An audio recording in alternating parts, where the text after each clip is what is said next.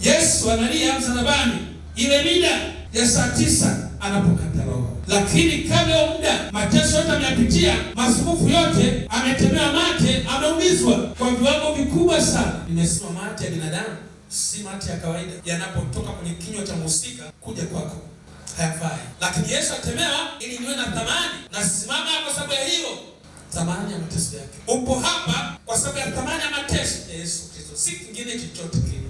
Hiyo thamani ya mateso ni kubwa sana. Amepigwa vikali sana, ameumizwa sana. Kwa sababu yako alivumilia, akavaa aibu ili niheshimiwe, akaingia katika mauti ili nipate uzima, akafufuka ili kudhihirisha kwamba kuna uzima baada ya kifo. Bwana Yesu asifiwe. Hatuhubiri habari ambazo hazitatokea.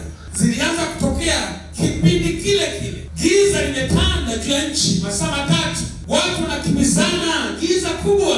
Wakaanza kuhoji, walikuwa wanamkuza kumshtaki, waligeuka wakaanza kutafakari, tumetenda nini? Tumefanya nini? Huyu tusiwa kawaida. Wakaanza kutumiana, tuliwaambia msimuumize, msimuue. Angalia tunayoyapata sasa. Hakukuwa usalama kwa makuhani ambao ni sisi kwa ulimwengu wa leo. Hakukuwa usalama kwa viongozi wa dola ya Rumi katika kipindi kile. Walipotezana watu katika giza ile ya masaa 3.